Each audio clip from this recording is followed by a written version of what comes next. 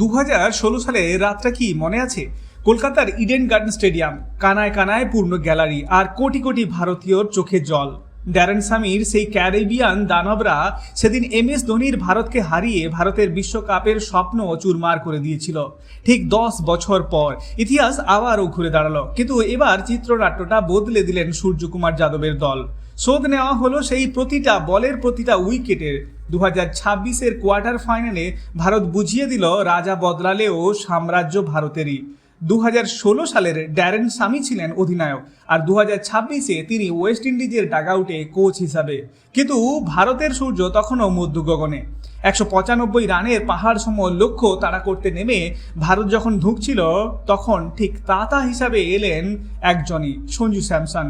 কি ইনিংস! মাত্র 50 বলে 97 রান, মাঠের চারিদিকে ছক্কা আর চারের বৃষ্টি। ড্যারেন সামির সব পরিকল্পনা ধুলোয় মিশিয়ে দিয়ে সঞ্জু যেন একাই লড়াই লড়ছিলেন ধোনির সেই হারের বদলা নিতে।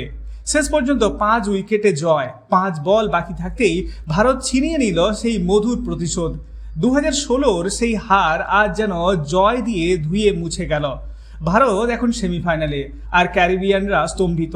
সঞ্জু স্যামসনের এই অতি মানবীয় ইনিংস আর ভারতের এই বদলা নেওয়া আপনার কেমন লেগেছে?